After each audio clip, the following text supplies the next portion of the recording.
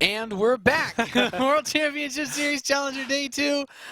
We just saw a 3-0 victory for Violet over QXC. And, well, Greetorp, save me.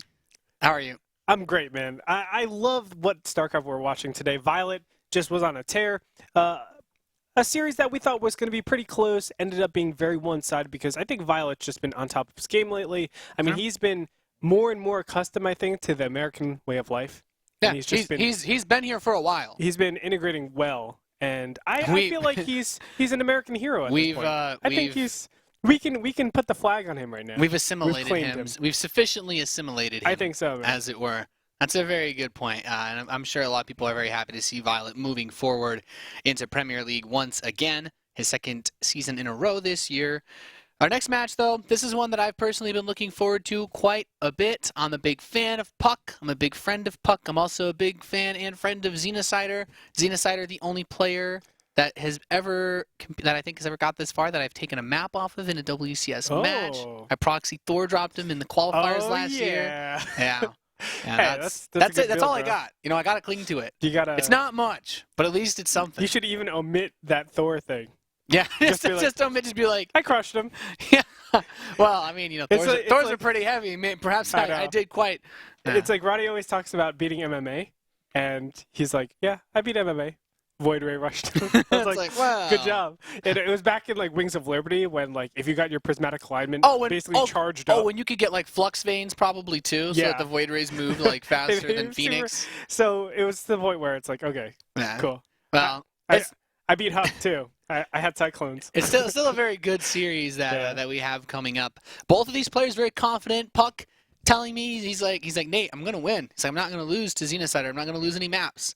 puCK told me he's going to 3-0. Xenocider has been tweeting, hey guys, what do you think the score will be? 3-0 or 3-1? I'm not sure yet. If I want to lose a game, I'm like, Xenocider. What do you think, Nate? How are you feeling with this? Honestly, puCK's track record in WCS has significantly favored him against Zerg players. His PvP's been shaky. It's been like hit or miss. But his PvT has been the matchup that's bothered me the most when I watch him play. Like, I think about series that puCK's played against guys a lot. Like QXC is one of them. He played against QXC quite a few times in the last year, and QXC definitely took the better side of most of those matches. I think Xenocider is also the kind of guy that plays super aggressive, super fast, and loves to get in your head. And puCK is the kind of player that if you get in his head, like puCK is, I think, more susceptible to tilting than a lot of other Protoss players. Very emotional guy. Yeah. So I think that this is really comes down to puCK has to remain stoic in the face of the young, cocky Xenocider, because that's what Xenocider's known for. You know, I talk about it. It's these young whippersnappers, especially from EG, man. These young whippersnappers playing WCS. They play so aggressive. They know how to really put the pressure on. You know, and they really know how to keep the pressure up the whole game. We've seen it so many times with Xenocider. He just once he starts getting his medevacs out. It just does not stop until you're dead. Yeah, Xenocider, I expect to see very aggressive play out of him. Let us know what you guys are expecting. Hit us up on the Twitterverse. Reach us at StarCraft on Twitter with the hashtag WCS. We love reading your comments, your feedback, you know, and all the wonderful things, and of course, all the insightful feedback that you guys give us in the Twitch chat during the matches as well. But we're loaded into map number 1. It's going to be Vonnie Research Station. All right, let's do it, brother. In the top middle position as the red Protoss, it is the flip side puCK. Oh, gotta. You could flip a puCK, you know. It's happened probably billions of times in history, maybe millions. In the bottom position, spawning as the blue Terran player from Team Evil Geniuses, he is Xenocider.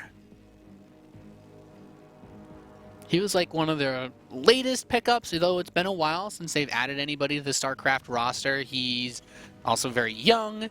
Yeah. If you guys haven't heard, if you haven't followed Xenocider too much in the last few years, he was that guy that streams like #1 Terran ever on a stream title, but then his mom shows up in the background. He's like, "Did you do your homework?" It's like because he's in high school. Yeah. It's just like, why are you playing games again? It's like, I'm trying to qualify for WCS, Mom. It's like.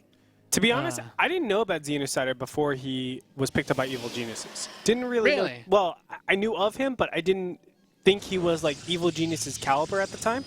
Okay. And then I started watching and analyzing his play. I was like, wow, this guy's good. Couldn't believe mean, like how well he can micro and macro. Xenocider's had one big victory. I think he played in, it was, I believe, a Taiwanese tournament shortly after getting signed. I think he won something like $10,000, which was, you know, obviously a really big achievement for him. Oh, and yeah. something that makes missing maybe a homework assignment or two a little bit more acceptable. You know, it's like, I got 10 grand, okay. It's like, all right. This is what you're going to school for All anyway, son. right? I think you're doing well for yourself. It's not Not bad. Family vacation, you know. I know. Important to note that these two have kind of a rivalry. They've met it 3 times in the past like couple months. Most recently in Legacy of the Void, where puCK got absolutely smashed. But in the Heart of the Swarm games, they're actually 1-1 apiece in their series. Okay. So this is like the rubber match. I was gonna say, like, mentioning, I mean, like the beta stats for Protoss. I'm like, oh, great tour. I mean, Aw. if you guys haven't played the beta or haven't seen it, right now Protoss is, or at least in the beginning, was in a little bit of trouble. I think it's something that's been developing. I've had the pleasure of getting wrecked by puCK on the beta ladder as well. Yeah. But I do believe he's been focusing a lot on this match. He told me, actually, when I gave my initial predictions for this series a while ago, I was very concerned about how I expected puCK to be able to perform, and he was like, Nathan, you got faith. He's like, I'm going to wreck Xenocider. I'm going to practice so hard for this match. I'm really, really excited to see what comes of this because Xenocider is an aggressive player. I take some of my builds from Xenocider, and as we can see, he's doing something that's pretty wild. He's gone for a crazy fast factory. This is most likely going to be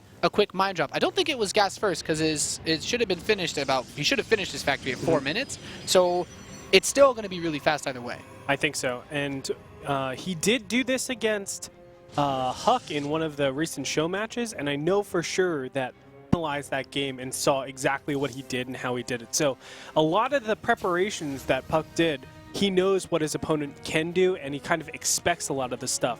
We'll find out because, you know, this one-base stuff can get a little bit tricky, especially against like Twilight play. Yeah. Well, I really like the multiple stalker opening from puCK because this little marine push out something that I like to do on ladder. I know a lot of Terrans like to do, and they're very good if your opponent only builds one stalker. But since he's got multiple, he can park both on the top of his main ramp. And the best part about builds like this, even though he doesn't have a fast robotics facility to deal with the mine drop that is coming, he's thinking more prevention at this point, using the stalkers to prevent the mine from being able to plant. And for Xenocider, it's all going to be about finding a position, as this is the kind of build that can win you the game in an instant if you're the Terran player. Yeah. All you need is one connection. All you need is to get your mine planted in the right position. Yeah.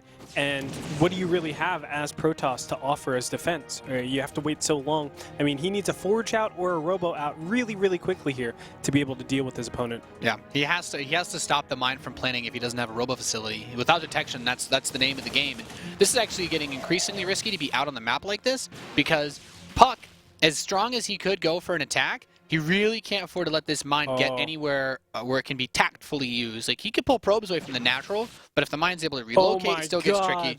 Does puCK see it? His probe went under the medevac. I didn't see like the red highlight just yet, so I don't know if puCK is able to actually see what's coming on. Also, the 2 Hellions is offering a huge problem as well.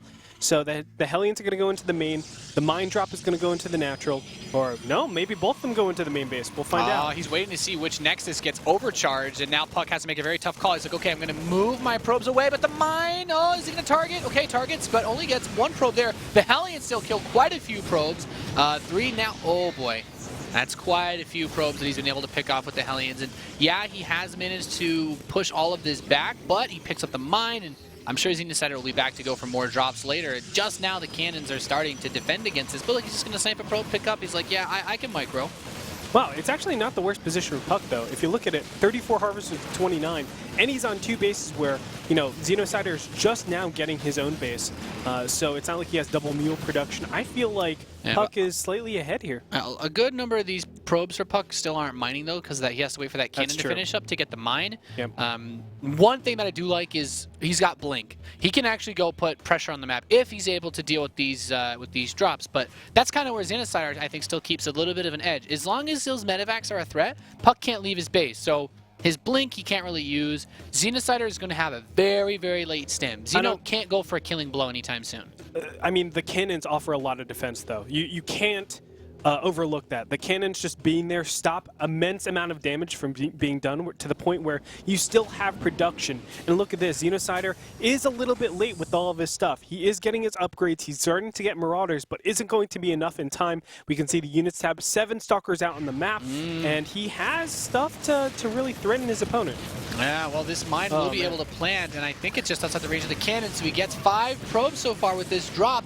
The overcharged Nexus will be enough, but let's see, can puCK actually deal some game-ending damage across the map? He's pulling SCV, Xenocider gets the Marauder out, Marauder is focused, puCK just needs to blink and blinks aggressively on top of the rest of the Marines, preventing them from running back into the bunker, but more Bioforces are going to finish during all of this.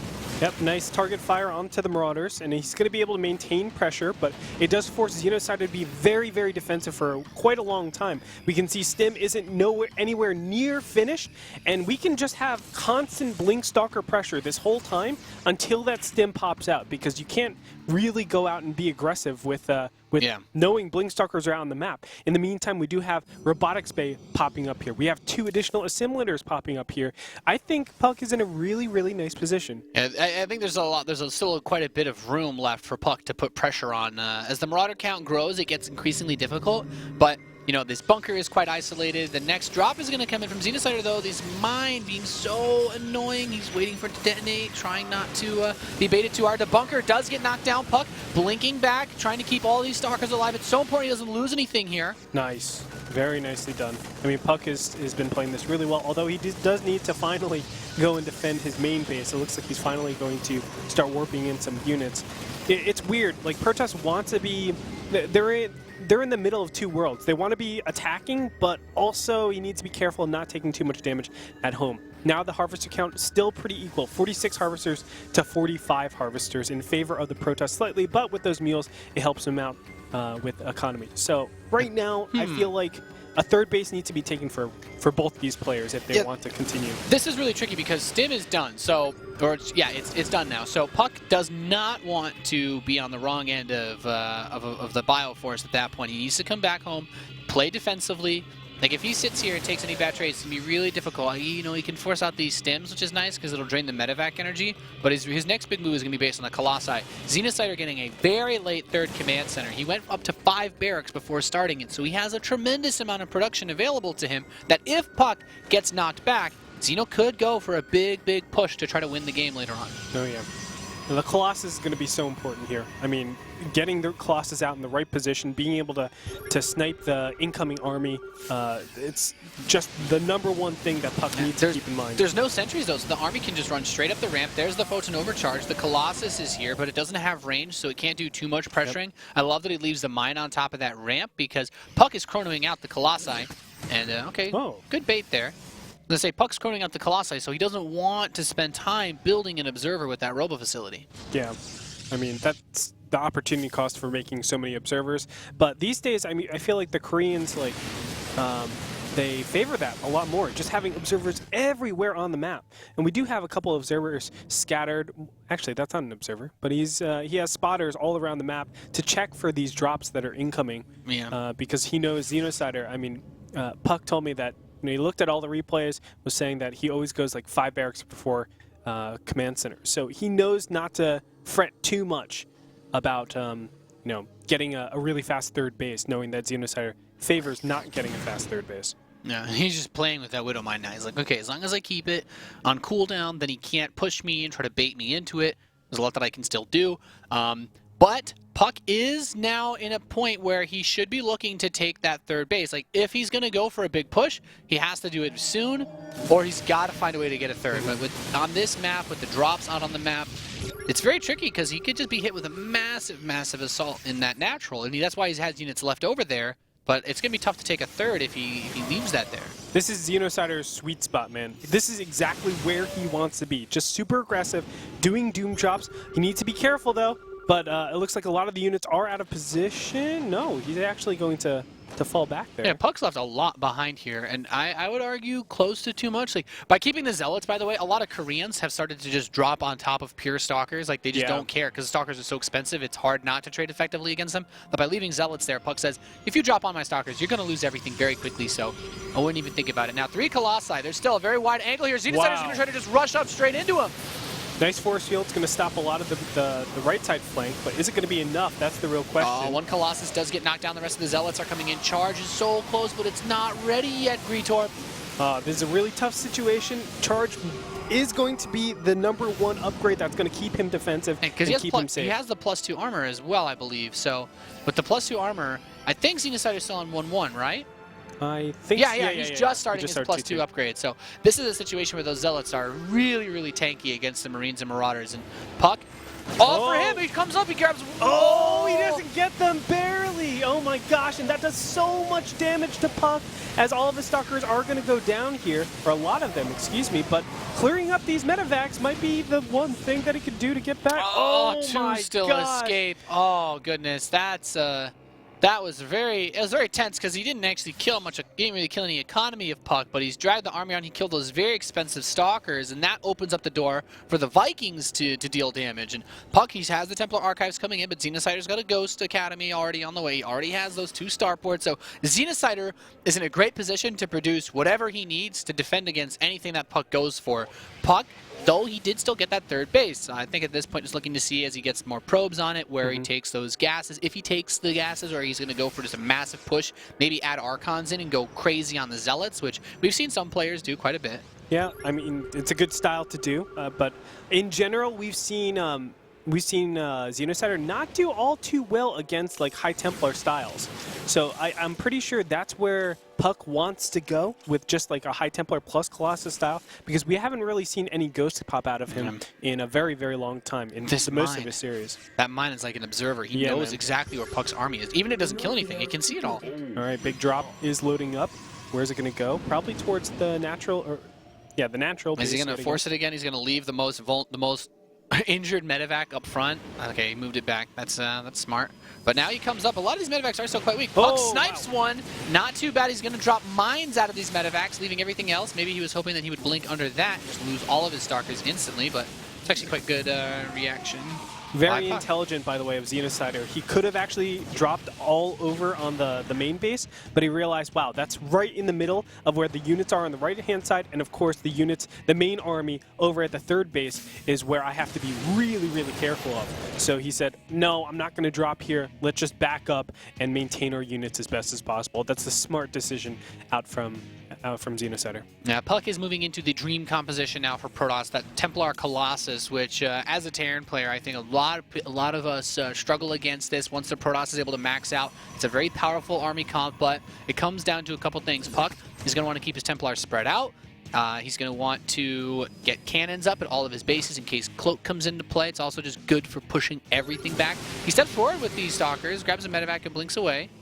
I think puCK's really good at these late-game army compositions, especially. I mean, he's able to control Blink Stalkers just so well and be able to snipe and get under the Vikings really, really quickly for his Colossus to do massive damage. He gets a lot of practice with those Blink Stalkers against Zerg. He's quite good. He runs forward with this Templar, just a bait storm. Okay. Takes out actually. That's actually damage, significant. Man. He just kind of took a bath in that storm. Yeah. I mean, there's a lot of medevac energy to heal with, but there's only 3 of them, so it takes a while to disperse that energy, and that also makes them juicy feedback targets. Oh, yeah. But I love that he threw up all these cannons up front, because it makes it so difficult to step forward with a Ghost to try to get, the preemptive snipes to try to provoke the engagement out of the Protoss player. And puCK, he's like, yeah, I'm going to try to chase you. I see that your bio is still really injured. If you stim right now with how low your medevac count is, your army is missing 40% of its health. It's pretty substantial. I mean, this is the exact type of timing that Protoss have to look for to actually be aggressive on the field. It's these tiny little spots where you know your opponent doesn't want to trade and then just assert yourself. Even though you don't have the greatest army, you know your opponent's army is at like 80% or 85% capacity. And those +3 upgrades and the Cloak and the extra medevacs, that's what Xenocider is waiting for. He does not want to fight right now. There's not a crazy amount of storms with this army, but he doesn't need to land too many. He just needs... Oh my god! Whoa. Oh, wow, that could have been the best Ghost ever. That Ghost could have actually he could have been a real American hero right there. He could. He definitely could have. This space though helps out. Oh, 2 Templar, 3 get sniped. Sick, man. Oh, last one. Drops a storm. Okay. It's okay. The space is exactly what you want as Protoss because it gives you more room to back up and storm, which is the ideal position. So what puCK wants to do is concentrate on taking as much space as possible, but he had to back up because he just felt way too scared. His army wasn't big enough in general, and he didn't have all of his High Templars in the right position. puCK actually steps forward, forces a big stim out of that army. There's not a crazy amount of Templar, but these... oh, I love this. His Stalkers run forward. He tries to grab a Ghost if he could. Maybe a Viking. I think a DT was warped in. I don't know if it was actually able to get in anywhere. But puCK trying to go for some harass behind all of this. And here just using a few Marauders to try to clean up. He's using just a low enough number of units that storming it can't really be that cost effective. Great EMPs on the majority of the units. Probably did like 600 damage right there. And the units are step back. Though, oh, 2 Medivacs are going to get picked off. This is really nice for puCK. Cleans up a few of those Bioforces at the same time. Man, I mean, these two players are so evenly matched at this late game. But no, one little mistake and a lot of Vikings might go down here. All right, so be very careful. Get some EMPs on the Stalkers and Zealots, but still nothing really substantial there. Just going to punish really, really quickly if Xeno's ever out of position. And now a big drop. Oh, I love this. Defensive Dark Templar is going to force him to scan if he wants to be aggressive here. So the Templar, the feedbacks on those juicy Medivacs. There's the Storm 2 on top of the Bio. The DT's running okay, so he's going to scan to pick these off. And now just needs to warp in. I think this is something where... Well, actually, he's still moving his main army across the map. Yeah, I think puCK just goes for the counterattack here, takes out the 5th base, takes out the 4th base. I mean, this natural over here on Vani doesn't really matter. Yeah, he's just saying you don't have infinite number of scans, do you? Because I'm just going to keep warping in DTs back home. puCK has a massive bank, actually, so he can remain max. He's already replacing his robotics facilities outside, and I'm not actually sure if this army is big enough to defend for Xenocider. I don't think so, man. With good storms and well-placed High Templars, he's going to be able to deal with this really, really well. We're just going to find... No, puCK actually backs out and doesn't go for the 4th base. Instead, just tries to clean up the top, take his own 4th or 5th base, whatever you want to call it now, and he's going to be pretty good. Yeah, puCK's decided he doesn't want to risk losing the game by making a push. Because puCK's getting a 5th base, he doesn't actually... need the resources in the natural. He can move the probes over to the 5th and still be efficiently mining. So it's not the end of the world there. He's added up on a half a dozen cannons. And, cannons are so good, man. Cannons are actually phenomenal in late game PvT because it makes it so difficult to do anything that involves bringing SCVs, running up to snipe Colossi, running up to snipe Templar. And in this scenario, there are a couple Templar that are exposed, but he has the detection as soon as he gets too close. So the Stalkers run up, he grabs one of the Ghosts. And really, you don't need all the Templar. You just need 1 or 2 Storms with the rest of your force. And it's really, it can be really easy to just sweep a Terran army like that. It's not the right blink he was looking for. No, not but exactly. Now big engagement. Will he be able to kill the Vikings in time? The Vikings are going to town on this Colossus. Hey, he's doing a really good job of kiting the Colossi, actually. The Templars do get it. One nice Storm off. The Storm hits the Zealots at the same time. puCK is trying to warp in a couple of extra Zealots to reinforce this. I'm mostly waiting to see that production on some more Colossi or something else back home. The High Templars, though, are the ones that, if they ever get in range, this is such a battered army. Like, they're all in the red and in the orange. Not a great position for Xeno as he's forced back. He's got so many planetaries, man. And look at the way that this, with the production in this orbital, creates a choke points everywhere. Like, Zealots pushing into this, it's not going to work. You can't push with Zealots. You need to finish the game with Colossi if you're puCK. Otherwise, Xeno can always retreat here. Or, I guess, you can choke him out because Xeno is still stuck on those original 4 bases. Goodbye. Now, this is actually a push to deny a gold base or kill a gold base, but there is none. Xeno is actually... Oh, wow. Oh, EMP hits nice on the Templar. Oh, boy, he's even getting the sentries now, too. He can't force heal him away. puCK's going to lose some units retreating here. Leaves a DT behind to say hello. I mean, the Archons are very powerful with the Zealots. I will say this. If there's one thing I think that a little bit of a mistake by puCK was he don't believe he ever got his +3 upgrades for those Zealots. He's been sitting on 2. Right. He spent a lot of time just on +2 upgrades, which really makes it, to be honest, a lot easier for the Marines and Marauders to just wreck those Zealots. All right, and a wrecking ball is coming in here. Oh, is he doing it? Oh my goodness. This is terrifying. So many of these probes are still here, too. Like, puCK's just now moving them away, and a couple of them are died. There's some Zealots already positioned here, but like I said, with that upgrade disadvantage, they're not actually all that tanky anymore. And look at this, counterattacking all over the place, now into the 5th base. You might be able to deny this base. Oh, no, he's just going to pick up and get out of here. I mean, at this point, Xenocider's entire army is in puCK's base. Yeah.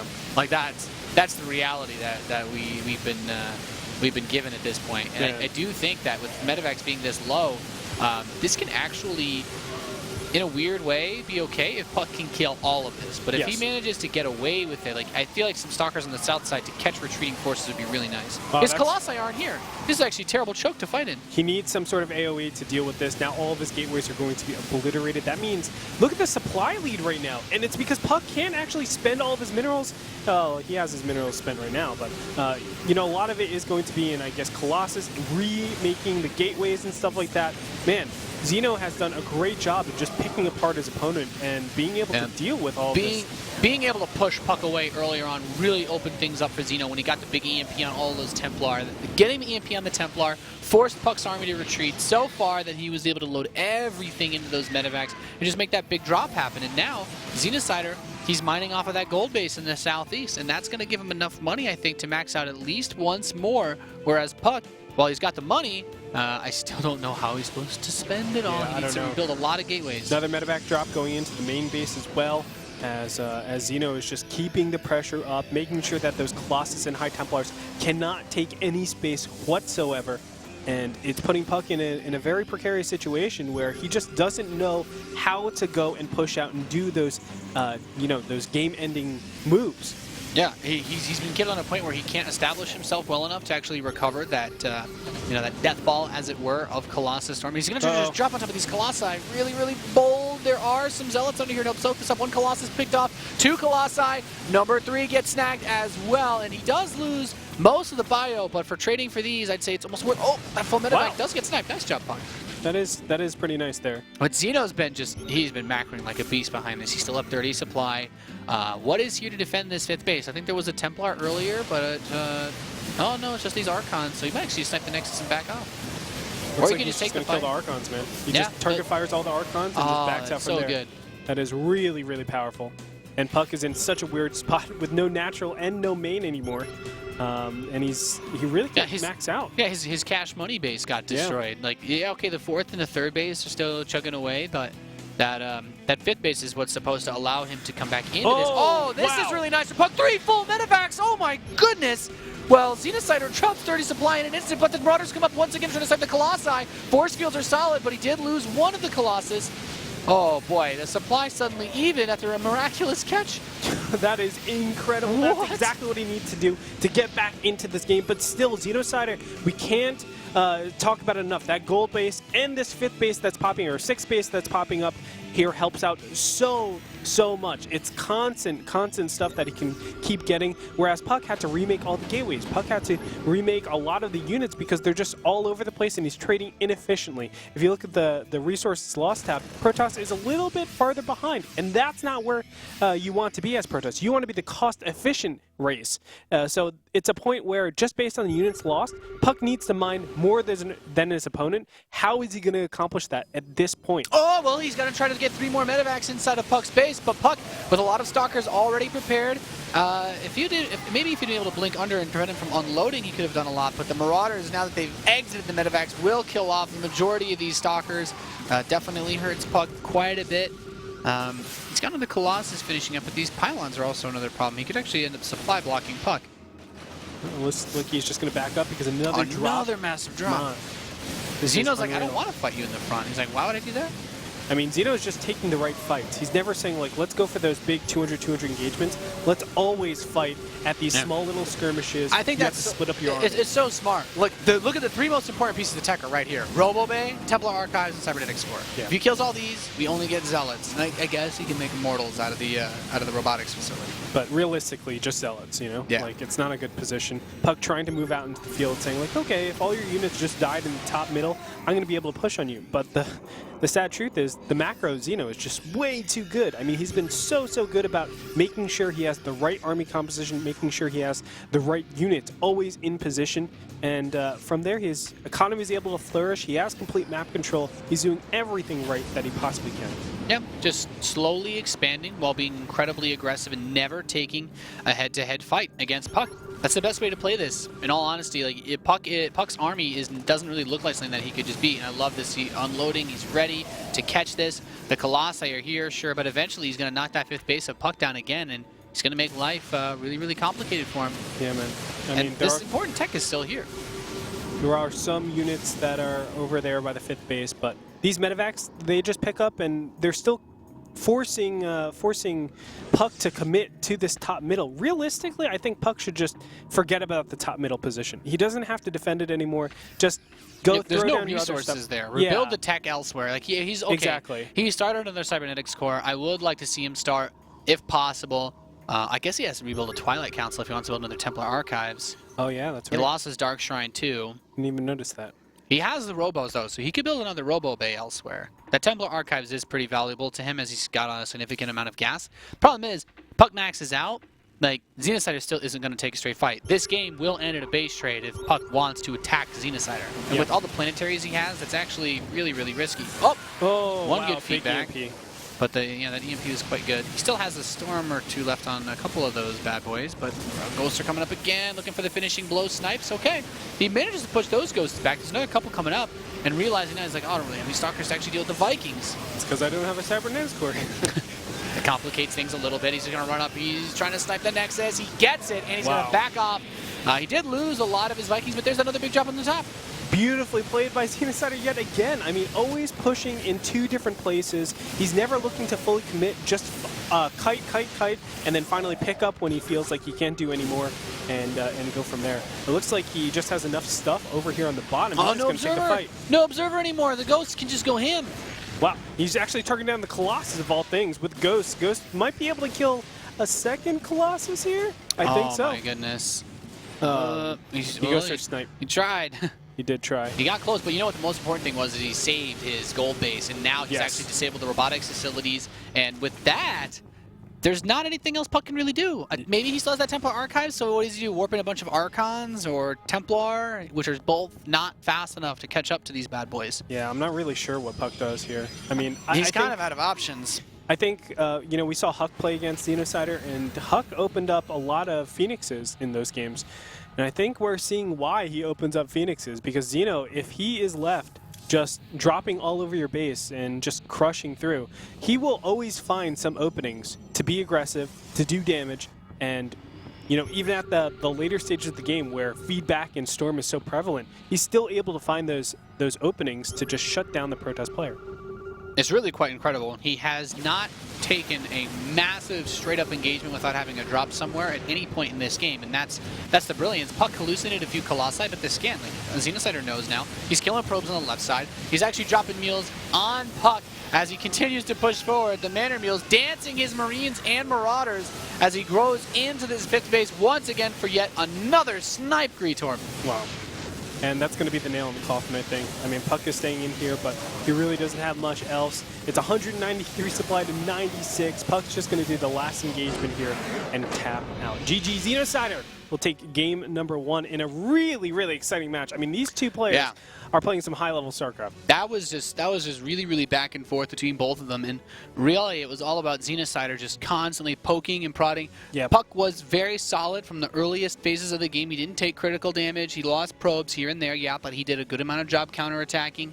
It was just Xenocider just kept poking him. He was like, are you vulnerable here? It's like, okay, there's a bunch of Stalkers and Zealots. No. Now, Cannons and Templar. What about over here? It's like, oh, well, there's nothing here. Well, this is where I can make a big drop. And then Xenocider jumped on those opportunities and really capitalized on the fact that puCK's army can't be everywhere at once. And that's part of Vani Research Station, too. I mean, you have a lot of little abysses all across the top and the bottom from the main and the natural. And you could just park medevacs there and just be a threat. Yeah, just like, okay, maybe my medevacs won't kill you now, but they're here. And as soon as I see you step into the middle of the field, I do a big drop in your base and force you to come home, which is exactly what happened. Exactly. And I think that's why a lot of people just are so scared. We see Phoenixes on this map a lot more often than I think a lot other maps, just because they want to shut down that pressure. But also, who's been, a really good Phoenix Colossus player? I think Jim is like the only person. And other than that, it's just so hard to control that. Some players in the Korean scene started using it a little bit more, but it's still very tricky. I think I didn't catch the game, but I heard someone like whining that like Myung-sik did it very recently, like made it look like stupidly good, but it's not the most popular style yet. It's just very hit or miss, honestly. Like, some people make Phoenix Colossus look really good, but when it doesn't work, it just looks terrible. Yeah, that's the nature of that style. Since you don't have any gateway units, like you're super flimsy if they actually get your Colossi. Yeah, that's why it's very polarizing. Where it's either you're super far ahead and you win the game, or you look it looks silly almost. Yeah. The next map is Echo for Terran versus Protoss. A lot of choke points. I think this is a map where, those Colossi and Storms are going to be even better than they were in the other one. Yep. And not as much play. You can't hide behind the main, really, with Medivacs. You can't hide behind the natural, really. I guess there's a space to the east of the natural, like if you're in the top left, or to the west if you're in the bottom right. But, yeah, it should be, I think, an easier map for Protoss to play. I think so. Yeah, Protoss like this map a lot more than Vani Research Station. I think Vani Research Station is probably one of the toughest. We saw that 180-degree surround in there. Because the third base was so open. And puCK defended it, but he still lost 2 Colossi in that. And if that's an Echo third base and you try to push that bio through that, you lose you're the game. You're going to have a bad time, bro. Yeah. You're going to basically be like me. You're just going to lose everything in 3 seconds and be like, why is Protoss so strong? It's like, well, maybe you shouldn't attack into choke points that are smaller than, your thumb between your index finger. Exactly, man. puCK is actually giving a little bit of talk back to Xeno. He said, Xeno, don't get too excited. I win more series when I lose the first map. Oh, boy. You think puCK studied his own statistics? Just but Xeno's like, actually, you start off 1-0 and then lose. No, I studied my own losses. Oh man, I'll take it. But yeah, I mean, you can clearly see Xeno once he's in his element. He's good to go. After once he got the ball Stalkers, rolling. Yeah, I mean, I think for sure, whenever puCK is able to use Blink Stalkers, that's when he's in his element. We saw that in the very beginning stage. We saw that in the mid game stage or the end game stage as well. When he was taking a lot of damage, but then he was behind. He got Blink Stalkers, he got High Templars, he got Colossus, and he just was able to shut down.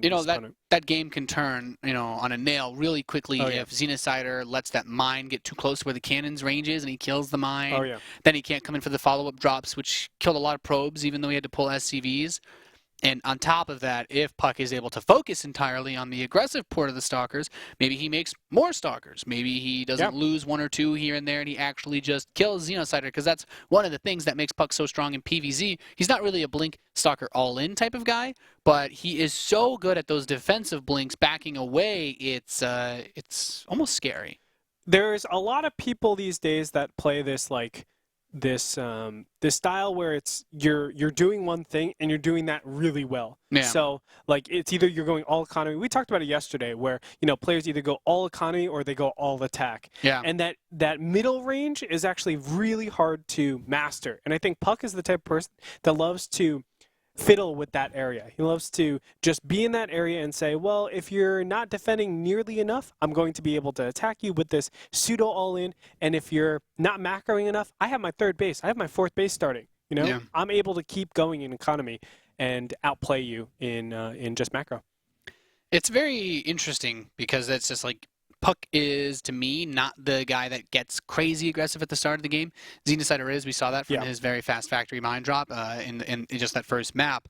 On Echo, I don't think it's...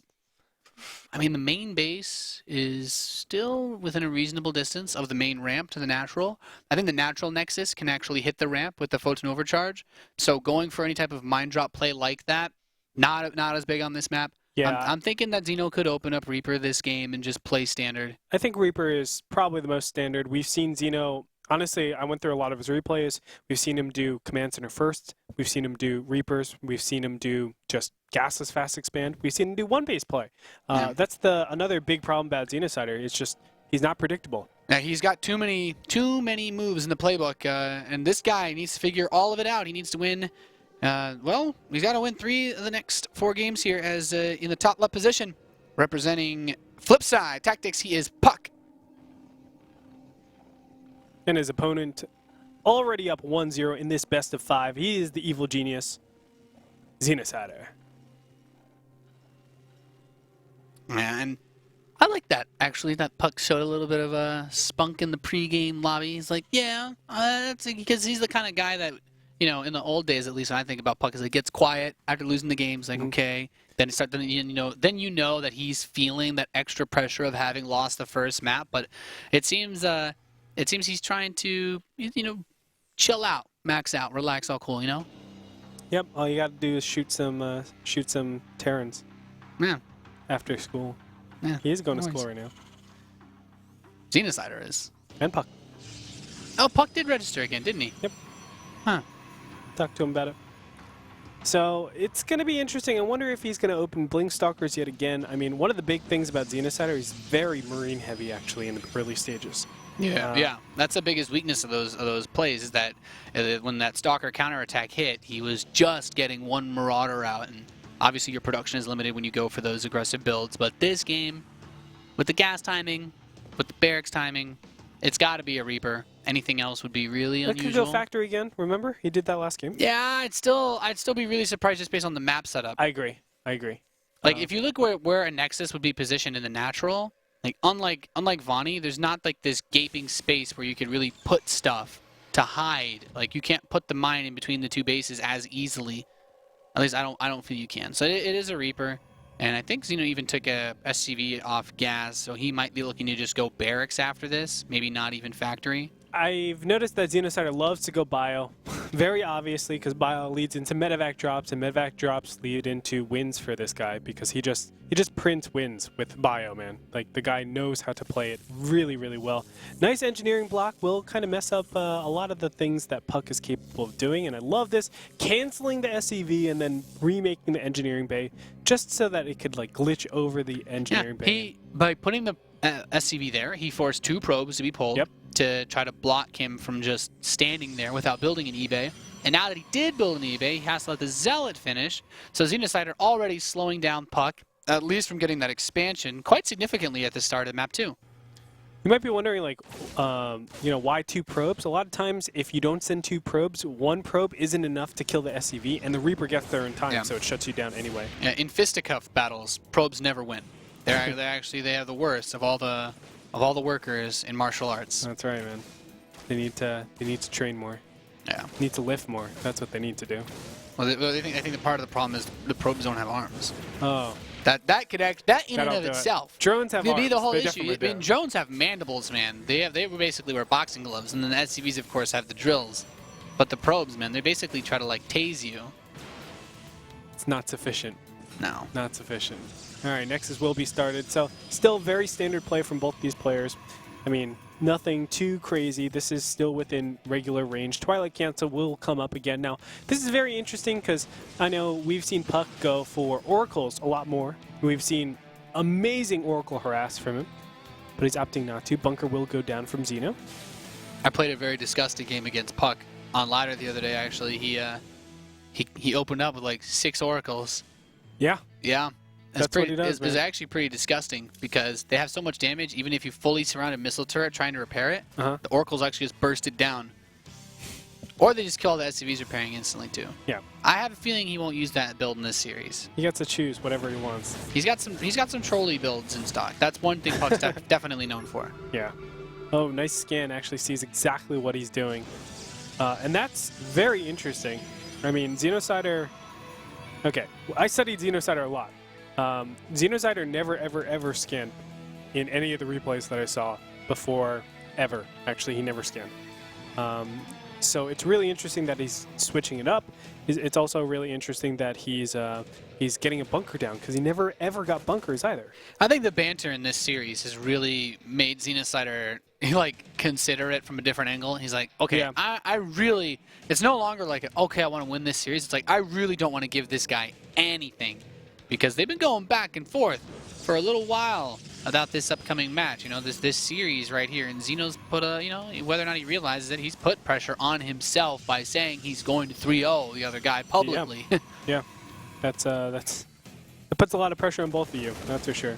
Marines will poke out here. And remember, this is not going to be like a huge stim timing. This is instead going to be, some sort of drop coupled with all this Marine pressure. Yeah, he's going to have the drop be part of the follow-up to this. And one of the reasons why I like the multiple stalkers is because you can slow it down to the point where you may be able to get away without using the photon overcharge. DeMuslim, when he was like helping me relearn TVPs, like these Marine pushes that, and I know that DeMuslim actually talks to Xenocider quite a bit as well. So these guys do it to try to force the photon overcharge, so that by the time you get there, even though puCK right now has enough energy for 2 overcharges, if he was forced to burn one, After the medevac showed up, he'd only have enough energy to overcharge one base. Well, he's going to be able to overcharge the main base and kill all of these Marines. This is actually pretty big. Now, the drop did go down. I'm not sure how much damage it did, but he's able to back on out of there. The cannon is up, so it helps out so incredibly much. It looks like he's just lost 2 probes.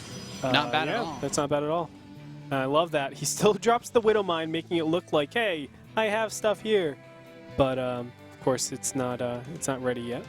Yeah, puCK just needs to be very careful and just let that mine. If you let the mine kill the zealot, I mean, I think sacrificing a probe is also acceptable. But now you can go back to mining, and the cannon will be out soon. Yeah, now it's just puCK putting on a lot of pressure. But there's quite a bit of bio waiting for him. I think that's a bit overzealous of him. I thought he was going to get a timing there. Yeah, Xeno went straight up to that 5 barracks play again, so he's just cranking out the Marines and the Marauders. Xenocider's follow-up into the Marauders was a bit sharper this game as well. Yeah, I mean... Whoa! What? He did not mean to do that. Oh, my... Well, we just saw that happen, Retort. Do you know what I think it was? Like, he's canceling units, and instead of canceling units, he canceled the barracks, you know? Dude, that's happened to me before. I've done that with command centers. I mean, on ladder games, I've actually canceled a CC first, and you just leave. You just leave the game. Yep. Like, hey, you played well. Congratulations for your ladder points. It's like, you win the lottery today. Oh, man. Well, at least he didn't cancel stim, or like lift off his barracks on accident. I've done that before. Lifting off the barracks, researching stim. Whenever I lift buildings off, I always make sure, if especially in the early game, like, okay, just queue a Marauder on this one that's building stim, then lift off. Yes. Always make sure it's building something. Yeah. Gosh. The woes of Terran. Yeah. People don't even know. People don't understand. So charge and +2 on the way for puCK, so he can smoothly transition into a very standard setup, similar to the last game. Honestly, I think, based on the way that this game is panned out, puCK's position is just much better. He didn't lose anywhere near as much as he did the last game. He was able to put pressure, still threw away a Stalker or 2, but the map layout strongly favors the passive style that puCK wants to play. The drops will still come in from the natural, perhaps a bit to the 3rd, but I don't think that puCK will have to worry as much. You know, he'll still have to be on edge, but Xenocider can't just force the game, you know, long with drops. Yeah. I mean, I think puCK, like, he has just stuff way too across the map. You can see observers everywhere, actually, on the mini-map. One in the front, a couple on the sides, and... He's even got the probe to spot, too, and build pylons for later on. It's, like, super defensive. He knows, like, Xenocider's style, and he knows Xenocider is the type of person that would just load up 4 medevacs inside the main base and probably go through the top and just doom drop, you know? He's capable of that. He's that kind of guy. He is that kind of guy. puCK making that transition into Templar as he's getting ready to take that 3rd base. Now, Xenocider has just about finished that orbital command, the 3rd one. He has not yet moved it over. I imagine he'll be doing that very soon. But this observer sees that it hasn't planted itself yet, so puCK doesn't feel the pressure just yet to take that 3rd. He will pretty soon here as he sees the command center finally now. But right now it's just, I would say, going to go into a lot of aggression from Xeno, passivity from puCK. puCK doesn't really have any ways to push out here, especially with getting Storm really early. This is going to be a 14-minute, 30-second Storm. I mean, that is super quick. He's trying to just say, hey, let's calm the game down a lot. You know, let's make sure that you're not able to really push on me. You're not able to do an SEV drill. Yeah, he's actually pulled his SCVs. He's just going to try to kill him right now. He's going to try it right now. Ooh. I'm actually quite surprised by this. I think this is a scenario where puCK just needs to realize what's going on, cancel the 3rd, and just pull back. Yep. I think so, man. Pull back into your natural, or at least let him take some hits. The 3rd isn't close to finishing, so he doesn't have to worry about defending it. But there's the scan. Xeno's getting ready to push up. Some force fields lock him out. There's the Photon Overcharge, and Xenocider just thrown away. SCV's like, yeah, you're going to cancel this 3rd, but you're losing a lot of economy. And I think puCK could actually try to step down his ramp after this too. Like most of that meat shield is gone. Now the Vikings, okay, the force fields block out a lot of this. The Colossi are still intact, but he's on the low ground now. He's out of force fields. This is where it gets tricky for puCK. You know, charge +2 helps out a lot. He's going to blink under the Vikings, trying to kill them in time, but the Colossus are just, they die, they evaporate way too fast. Oh, he lands the Vikings. I think this is still a scenario. Oh, another Colossus. Big Daddy shows up. And these Stalkers need to get rid of these Vikings super fast. No, it looks like he's just going to disregard them, go for the units. I mean, the upgrades are still pretty good for puCK. Remember, it's +2 against 1-1 at this point. So he does have that upgrade advantage with the Zealots. Is it going to be enough, though? That's the real question. +2 with Guardian Shield. It's very difficult to kill the Zealots, so they're able to get on top of everything. The Vikings are going to land again for Xenocider. puCK needs to retreat. He's on a Zealot. He's got to blink back. puCK, run. There he goes. Okay, he's got a Templar here. He's just waiting for enough energy to get Storm out. He does not have a Mothership Core anymore. He cannot force an overcharge. He doesn't have any Colossi left. I don't believe there's any Colossi in production. puCK's got a bit of money, though, so I imagine he's just burning out his Warpins as fast as he possibly can. I love this blink forward. Grab those Vikings so he can go back into Colossi, too. Very cost-efficient for puCK right here. I mean, it was a lot of back-and-forth trades, but you can see he's chasing throughout so far. all of this, not only was he able to kill a lot of Vikings here at the end, look at the third base. He still has that going. He remade that during all the, or puCK's third base, I'm sorry. puCK's third base, it started during all the commotion that was going on here. So he had a lot of due diligence to say, okay, you're going to back off of doing this all in. I'm still going to kill a lot of SCVs, even though Xenocider, what a guy, still up to 64 harvesters after losing so many. Who builds SCVs while they're all-inning? Who does that? Damn it, Great Torp. I didn't think it was possible. I didn't think it was possible, man. Yeah, if there's one thing that is different this time, though, it's that the Ghosts are not out in time for the Storm. So if he wants to be really aggressive here, he's really playing with fire. Okay, there's the big drop. He left a mine behind. Okay, one of the Medivacs gets snatched. That actually really diminishes the power, and he's going to turn around because the Medivac he got was full. So there's only one out of all those, only one that actually has units in it. It's kind of crazy, man. Like, that's a really solid hold. Xenocider could have put pressure on, but I think he's just like, wow, losing one Medivac, that's a lot of units. I'm not going to really have enough destructive power to do stuff. I mean, at this point, Xeno should be worried about a counter push. Like, his 2-2's just starting. There's still +2 with charge. Like, I think this is a scenario where, because there are no ghosts especially, the Ghost Academy is done, but they haven't even started building ghosts yet. Like, puCK, I think puCK could actually push and kill him. Like, the only thing he has to worry about is the drop, but there's really not a lot here. Ooh. Yeah, I think so. I think like he leave just a has few such units a at good home, composition go advantage. push. Yeah, there's no Vikings, there's no Ghosts, it's just Marines, Marauders, and yeah, there's 7 Medivacs, but a couple of them are on the other side of the map, so they're not even that relevant. And he has a good warping spot too. If he can actually get rid of these Medivacs, it would be very advantageous to actually congregate all of his units together. He is currently supply capped, which is so brutal, but it looks like he's going to get rid of that very soon. Templar is going to lead the charge here, and they are just going to clean house. Man. Yeah, he can try to dodge the storms all he wants, but the Colossi, Zealots, and Stalkers are going to continue to wreak havoc on this army non-stop.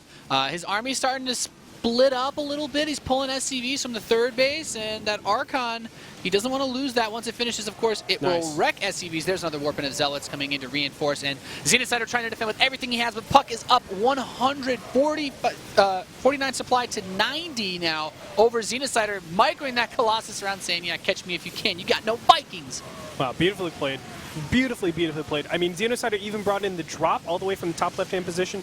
I believe that puCK still had all of his units over there, so he wasn't attacking with full force, still able to get it done with a great composition advantage. That's the power of getting those High Templars super fast. I mean, I feel like Xenocider hit the perfect timing attack when Storm wasn't finished yet. Templars weren't that's out. the moment that you usually look for to try to kill the Protoss player. But on that map, you know, that ramp really reminds me of Habitation Station in that, like, if you try to push up that with the SCV pulls, it's very difficult. Like, you're gonna have a bad time. It's only 2 force fields to block. Like, on a map, like, if I was going to draw a comparison, Merry-Go-Round has a bigger ramp. Yep. It's easier to do SCV pulls on Merry-Go-Round. Antigua Shipyard. Antigua Shipyard, the dream, of course. Easier to do SCV pulls on maps like that. But on Echo, no. And I really like that you pointed out that despite the fact that he had to cancel the third base due to the push, he immediately rebuilt.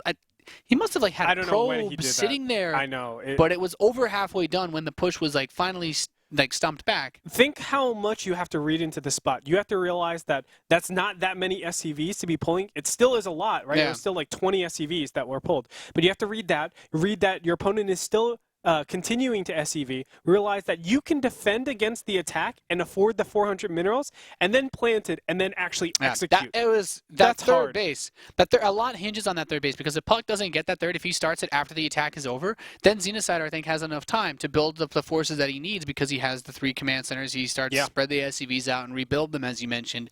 But really intense game. That was quite good. It's crazy because like puCK didn't have the supply advantage. It's a really interesting dynamic that Protoss versus Terran has, because you can have like composition advantages, you can have supply advantages, you can have upgraded advantages, and each of them have their own specialty when you're playing out the game, and each of them can win you the game for either of the races. I think what's really important, and most of the time when you watch like top tier players, you watch Code S players in Pro League, when playing TVP, when you're facing situations like this where you have SCVs being pulled, a big full assault, a lot of it comes down to whether or not the Protoss, not so much Storm, but the Zealot upgrades, the charge and the +2. puCK, because he opened up with the Blink and the Forge before his Robo, he had that +1 armor so fast that he was, and the Blink so fast that he was able to quickly transition into +2 and charge. Those upgrades alone, like the warp and spam of the Zealots, SCVs don't do any damage, especially like at that point the Zealots have 3 armor. It makes it very difficult for those +1 Marines to kill them as well.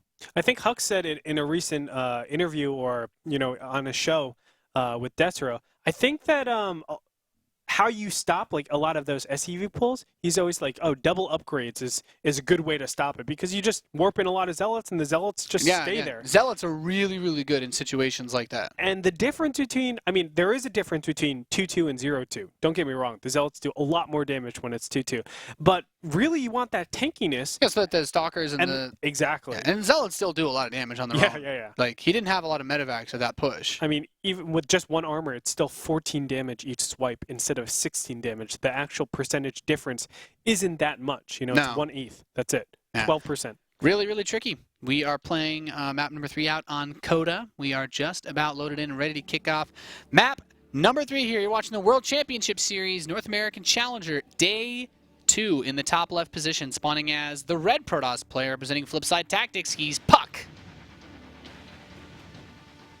And in the bottom right-hand position, the blue Terran, representing evil geniuses, it is Xenocider.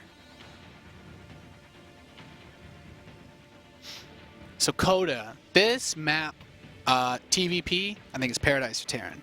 I actually really like the current map pool for Terran, man. I love, in some cases, it's like, it flip-flops for me for TVZ, because this is also really good for Mutalisks. But for Terran versus Protoss in particular, I absolutely love this map. You have an incredible amount of drop space behind the main, behind the natural, in front of the main, by the third base, like, and then the center of the map has like all these blockers of pathing, like this chasm in the bottom. You have the rocks on the left, the rocks on the right, the field of view blockers. Like, there's so much that you can just boost and zip around with medevac drops that Coda, I think, is going to heavily favor Xenocider's aggressive style if he chooses to play that way. It looks like, based on the barracks and gas, it's going to be another Reaper, which isn't bad. But in the long game, I do really like this map for Terran against Protoss. I think, as you said, harassment is really good, but straight-up engagements with Terran probably isn't as good because of all the chokes. Xeno's shown he doesn't want to do that anyway. That's right. And I think Xeno has been having a really good game plan on just dodging those main engagements, because he knows puCK is really good at those. But it is easier for puCK to be aggressive despite being dropped, because the rush distance is so much shorter on this map than Bonnie Research Station. If puCK pushes out from his third to Xeno's fourth or third, what have you, he has a much shorter distance to go. And we could proffer that recall kind of negates that anyway, but at least it tells him, like, I can make a push and then come back if my mothership core is at home defending. Yeah. I feel like puCK should be taking the third over there because of that, just to have those base trade scenarios. Yeah, as long as he keeps a healthy amount of stalkers, which he has been doing in the 2 games that we've seen thus far. Although at the same time, like that jutted out expansion does leave you very vulnerable, because you can go for the big surrounds. Your Nexus, the big surrounds. You need to have spotters on the left side. Then there's always the drop possibility. puCK pulls 2 probes again, try to stop Xenocider. Xeno isn't gonna eBay block this game because he's mining 3 SCVs on gas. It would actually ruin his build if he did that. Because what Xeno wants to do now is he's got the command center. He's gonna go for his depot.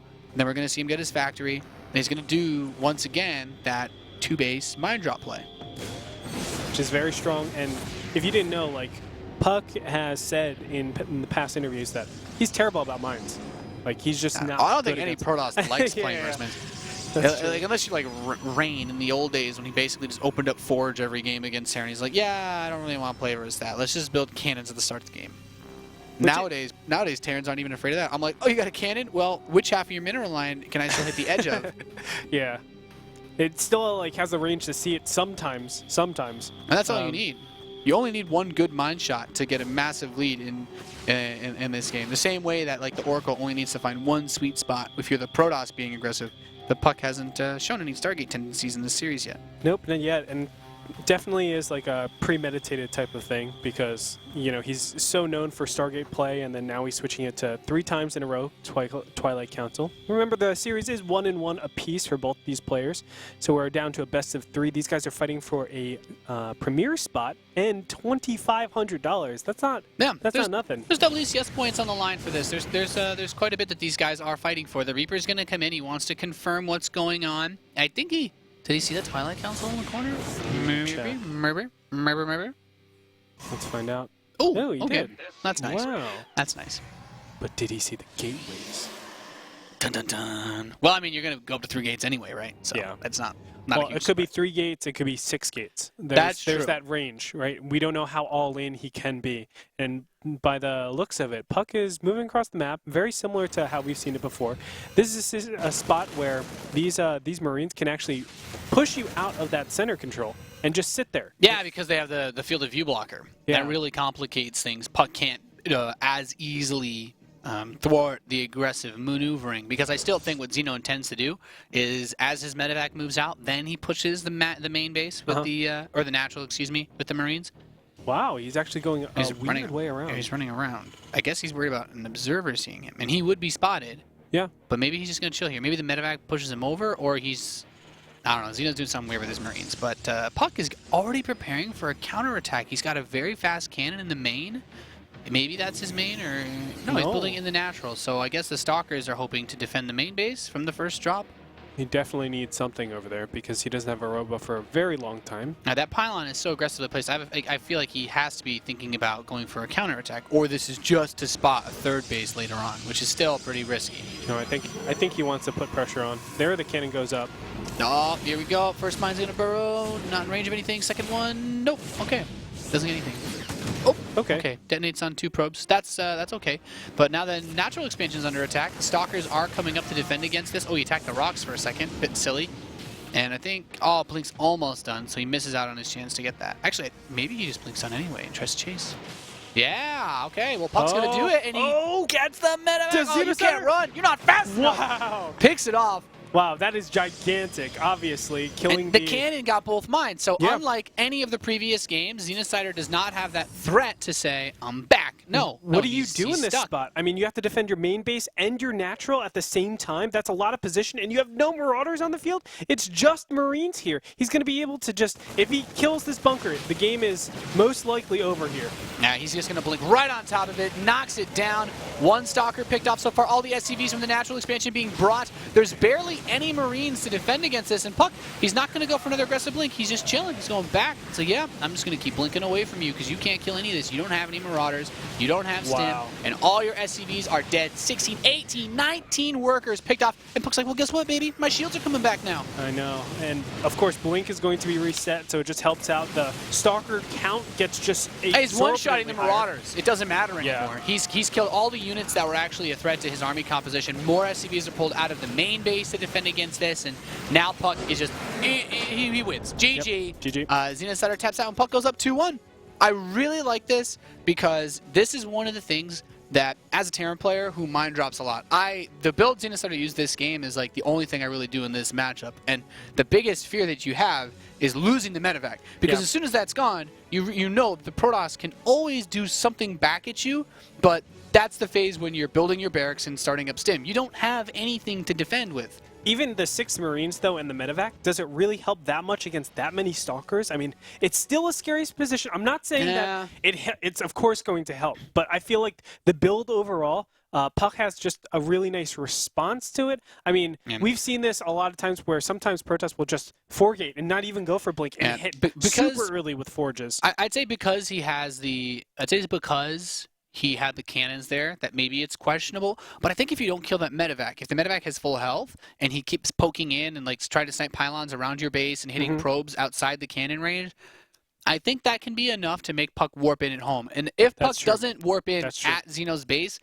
I think that it becomes more like number 1, Where That's true. puCK just, like, if puCK had the extra 3 or 4 stalkers that we saw him warping in his main, then I think he's in a much better position to actually crack him. Like, I think if puCK had 4 extra stalkers in Vani, he could have actually won the game at the beginning when we talked about him blinking into the main.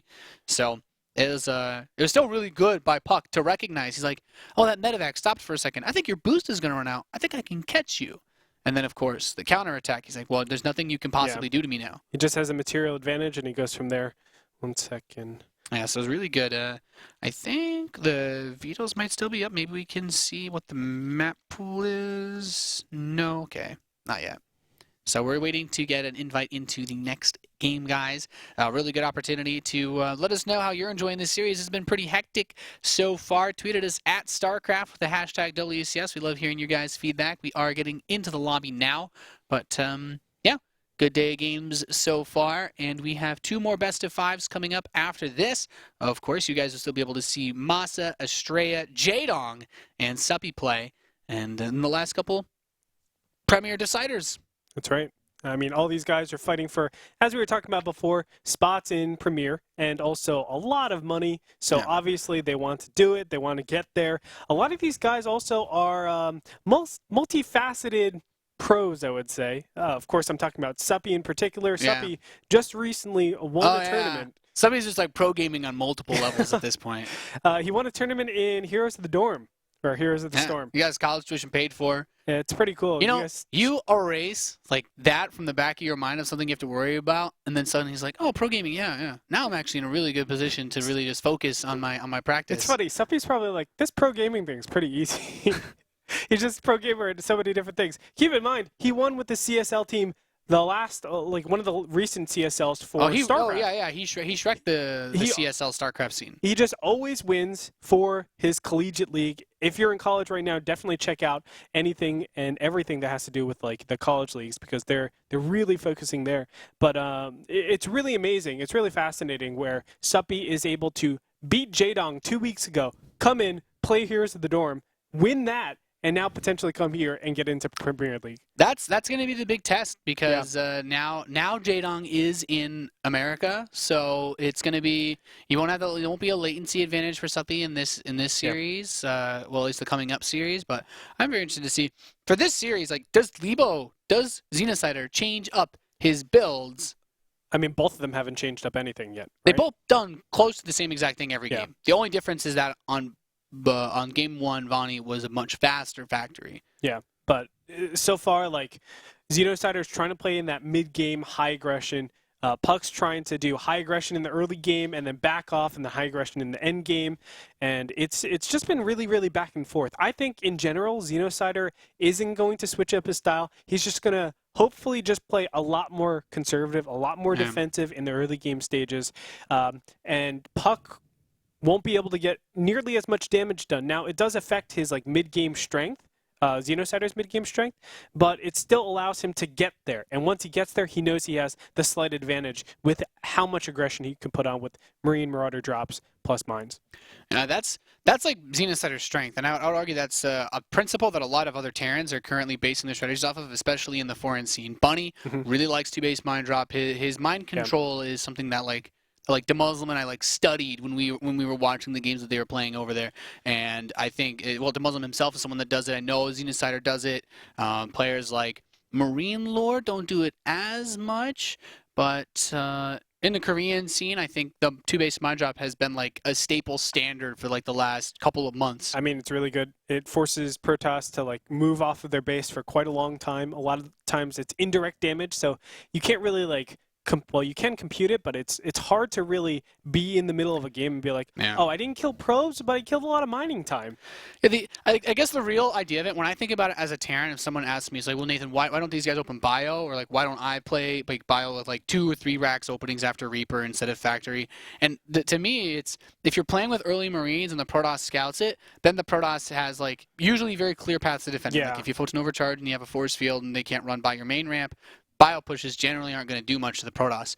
But if you open Mine Drop, there's the potential, since you can bring that medevac anywhere, unless they open Phoenix and they just completely shut you down, there's always the potential that the probes aren't pulled fast enough that you can target with the Widow Mine, and there's always potential for some cash money plays. Yeah.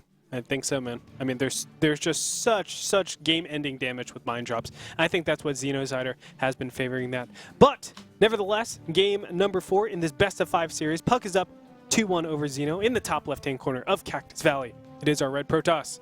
Flip side tactics, puCK.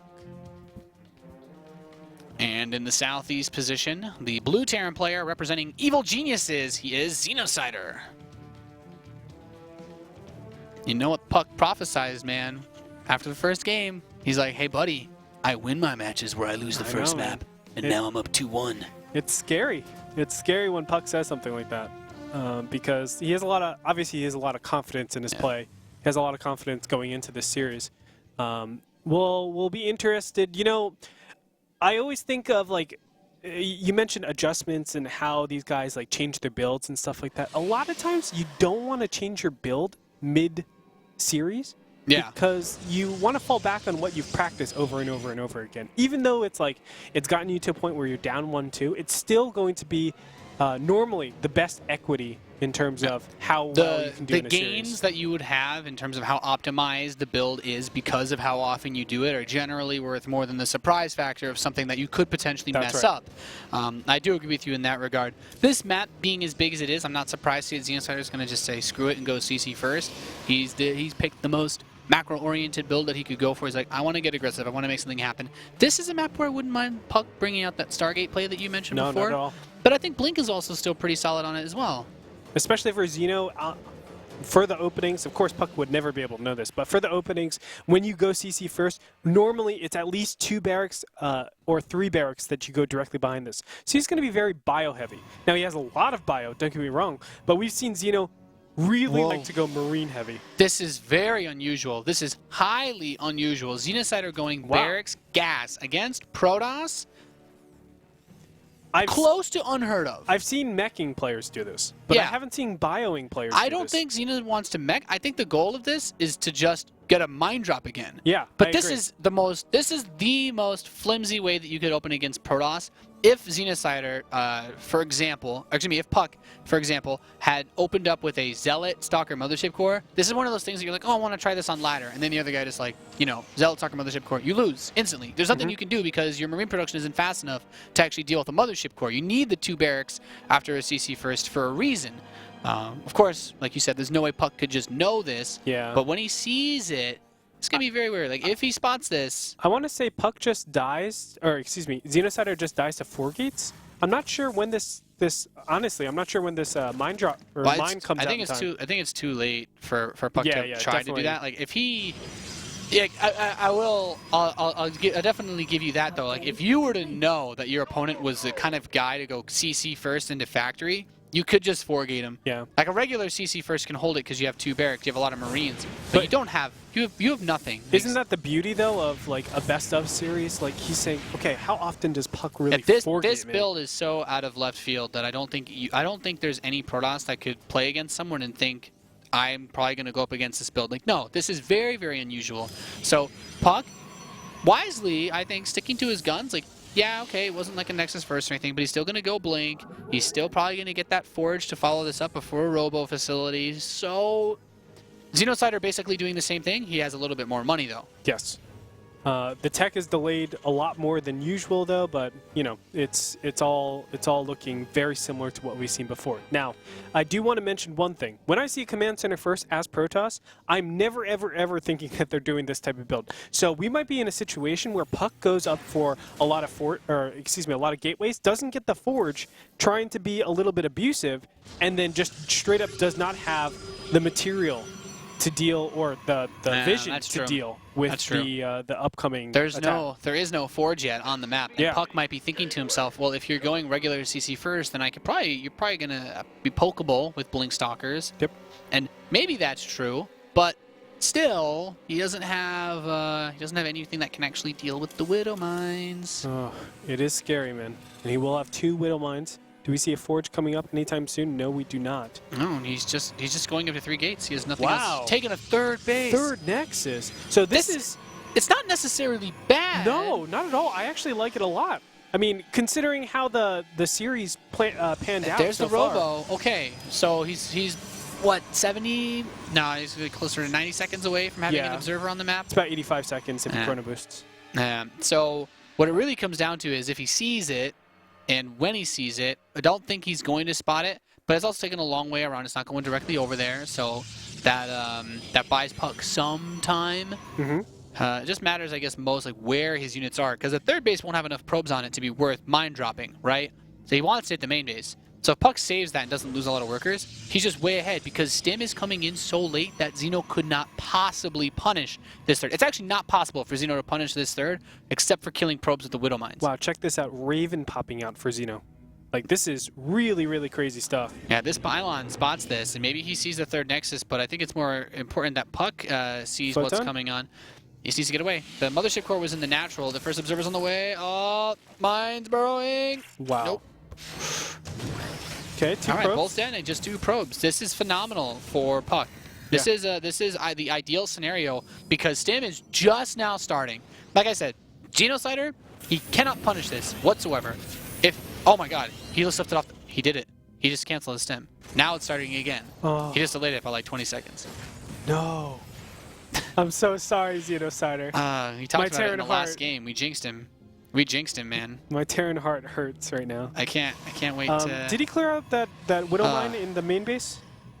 It looks like... I think, yeah, he had the Observer, so he's cool. Because he actually only picked up one of the Widow Mines. Where is the medevac? Okay, it's going home with that mine. I think he realizes, he's like, I don't want to lose the same way I did last game because I know I don't have anything, and I just canceled my Stim.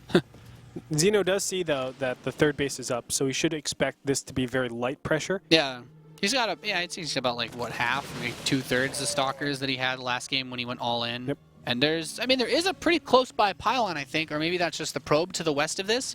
But he could have dropped a pylon. Yeah, there it is. So I love the pressure that puCK's put up. I mean, these Stalkers are just to see if anything's popping out onto the map. He's going to be able to see and pick off some Marines here and there. Actually, 2 Marines. Nice 3 Marines. Yeah, well, puCK needs to do this because if Xenocider were to actually kill a Stalker or 2 before the Colossi come out, then, his Stim being halfway done now, he could try to do something about this third. I love that puCK didn't take gases on it, though, because he's going for that charge and that +1 armor. And by doing this, what he's allowing himself to do is if Xenocider does do a big attack, he just has a ridiculous amount of money to throw into Zealots, into those charge lots, to actually batter this army down. Yes, and of course he can give chase. The Stalkers just rip apart this Terran army really early in the game, so long as they're not being targeted. So it's just a really nice situation, I think, overall for puCK. I mean, he even has the 2 sentries.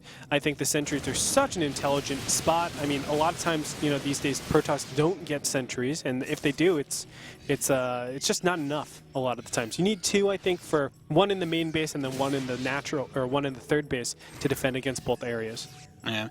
So let's see what Xenocider does now that his Stim is finishing up. He's got some medevacs on top of all of this. He immediately cues a Zealot Warp in, puCK, to go for some form of counter-harass, which I do like.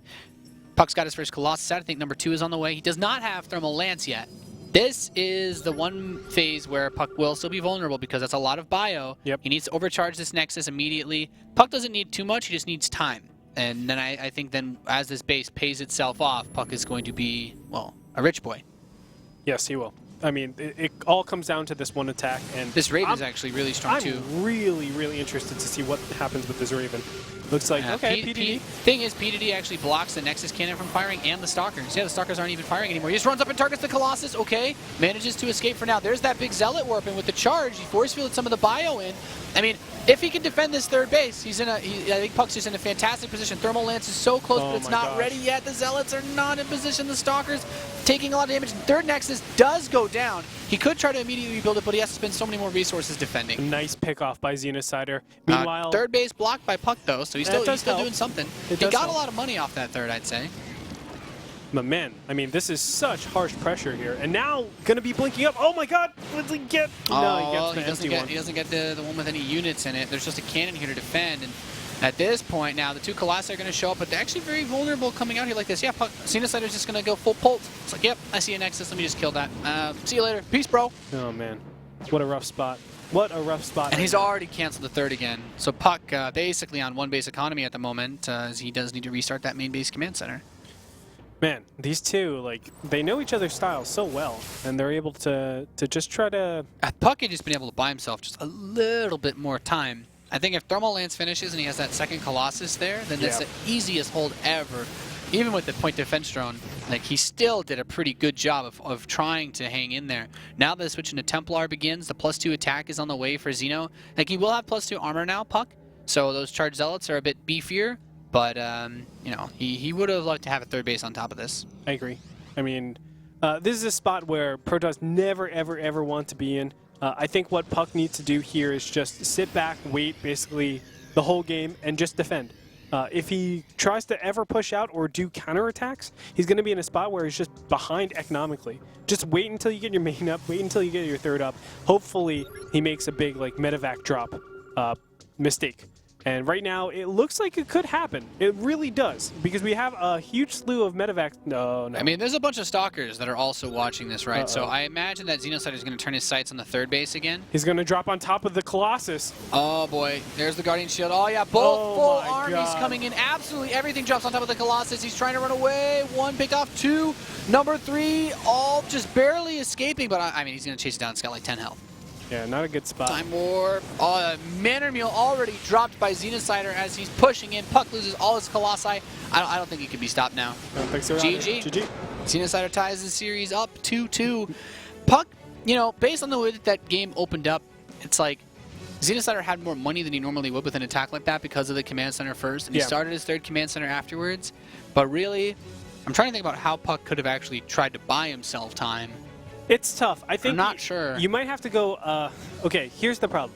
You want to go Blink Stalkers to be able to buy more time. But if you invest more into Blink Stalkers, you're giving up your Colossus, you're giving up your upgrades, you're giving up your charge, stuff like that. And those were going to allow him to defend the third base. Correct. The one thing we might be able to look at and say, like, okay, you could do this, is you can get your double gases at your 5th and 6th gases at your third base and rely more on just Colossus and Sentries to defend over there, rather than relying on, you know, all a little bit of everything, like charge lots, +1 or +2 armor, and then the Colossus plus thermal lance. You know, you need something more of value in one thing, but that's it, just one thing to defend.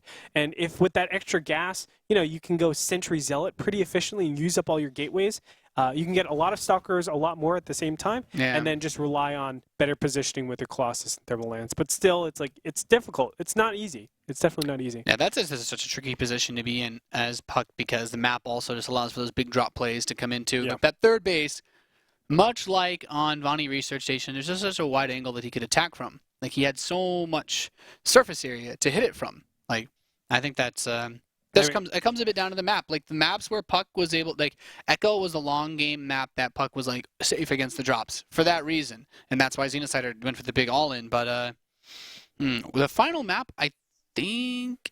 What, actually? I think it's Infernal Pools. I saw the videos. It was, like, I remember they, like, asked about Switch. Like, they both agreed to either change it or something, so... Because there is that one really... Iron Fortress. Yeah. It's like a free win to Terrans. The third base is impossible to take. Impossible. And then you have the massive drop space. Yeah, the massive drop space. The SEVs are closer to the third base, so it makes pulling the boys a lot more efficient. Like, there's just so many things that Terran can do on Iron Fortress. It's a free win. You don't choose it. You veto that as soon as possible. Yeah, I don't think Protoss wants to play on that. I mean, you don't want to play Infernal Pools either, but now it's you've gotten to map 5, so you have to play. Exactly. So that means one of these guys also vetoed Expedition Lost. The Terran Probably has to. Xenocider. Yeah. If I open up Xenocider Stalkers Xeno definitely Immortals? spent his one veto on Expedition Lost. I wouldn't want to play that map versus Protoss. Do you know what's good on Infernal Pools, though? What? Playing Stalkers. Yeah. I mean, think of the ramp. It's really nice and open. I think an aggressive build, some sort of very aggressive, like, puCK just needs to commit. Like, gotta try to make the same thing happen that happened on Coda, really, where you block the initial attack and then go for the massive counter. I think so. Yeah. I think you have to do something like that. Take advantage of the really big ramp, be able to blink Stalker up and down, and realize that, you know, Xenocider for the most part has been going mines the whole time. He's mine dropped every game. Let's just cannon up and do heavy pressure, knowing that our blink Stalker micro is, you know, obscenely good in all of North America. Pretty much. This is a really good series, man. Yeah, this has been. I thought this was going to be like one of the premier series of the day. This has been so far really, really good. It's lived up to the expectations that I had. I'm very impressed by puCK's play, but I'm equally impressed by Xenocider's just tenacity to either flop on like the mine drop and get that aggression in, or get those big drops like He's got on Moxie, Vani. man. Yeah, because I don't think that Xenocider was in a position in either game where he was like, yeah, I can just fight everything head to head. But he's been making it work with the drops. Yeah, very much so. I mean, I love everything that these two guys have been doing. Very interesting locations, spawning locations for both these players, but we're going to find out as we head into our first game, or our fifth game, rather, in the bottom left-hand side. As the red Protoss, it is our very own puCK. Yeah, and his opponent spawning in the northeast position, the blue Terran, the youngin, is Xenocider.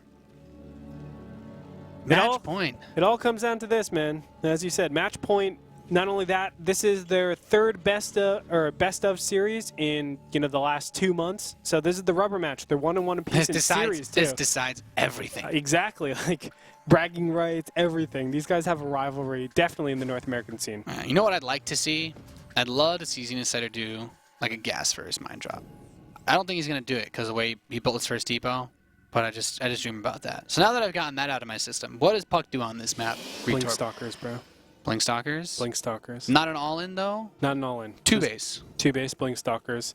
Can't really get a third base all too easily on this map, but just think, like, if I can't do 3 base pressure, what do I do as Protoss? We do 2 base pressure. Is 2 base pressure good on this map? Yes, because we can blink up into the main base, and we can also have so much room to put pressure on the natural. You just have to hit before any of the production really ramps up. And that's why I think when we're dealing with a Terran like Xenocider, you have to push as, the normal time that he has been pushing so far, but you need to have those cannons at home.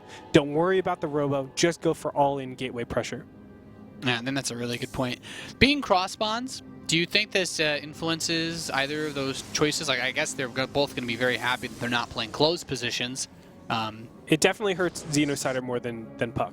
puCK doesn't care about positions as much because of the warpins, whereas Xenocider, if he wants to trek and cross the map with Marines, he can expect 2 production waves of Zealots and Stalkers. Yeah, puCK's going to be in a much better position. If, for example, if he was to build cannons against a mine drop, the cannons would be done, not like halfway done, like they were on Coda.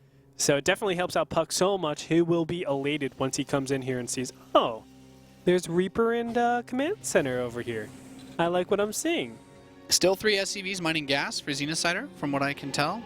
So, yeah, this probe comes up. He's like, it's like, I want to bring your Reaper home. It's like, what are you doing? But at least he can run in, or at least try to run in and spot this, as, the Reaper does a good job of denying the scout. But I think puCK can reasonably suspect what Xeno's going to do, because he's done it every single game, which is the mine drop. And well, puCK is, he's still opening up with Stalkers. Watch, this is the one game where Xenocider just switches up completely. Goes for, no. No. Well, I mean, he had 3 SCVs on gas. Like, yeah. That's just super inefficient if you don't take workers off gas and go barracks. Definitely. I love how he always has probes out in the field, like puCK, that is. Well, of course, Xeno can't have probes. Yeah, puCK is really good, though, at getting spotting pylons on the map. Like, in any game that I've seen of him, or even worse, the ones I've played against him, like, there's just pylons everywhere. You can't really get around the map very easily without him spotting you. But Xenocider's done a good job of not only being active enough to pick those off, but also, get the drops in. That is gigantic that he loses the Reaper. I mean, what the Reaper is supposed to represent is stay in your base, puCK. Do not leave. Yeah, because now puCK can step out onto the map because he doesn't have to worry about the Reaper jumping in to scout or kill anything. Yeah, normally, like, once you have two Stalkers out, they're like, okay, we're in defense mode. He is switching it up a little bit. What is he doing? He's got Hellions coming out. Okay. I think that is really clever. And he's getting a tech lab on that barracks. This is unusual because I was expecting him to go straight for a starport. I'm still surprised he hasn't started a starport. There's a very strong strategy that I've seen actually. I've seen puCK lose to, but it wasn't against Xenocider. It was against like Polt in some online tournament a while ago. But it was pretty popular to go for like 4 Hellions, 4 to 6 Hellion run by while you drop 8 Marines. But he's just built 2 Hellions.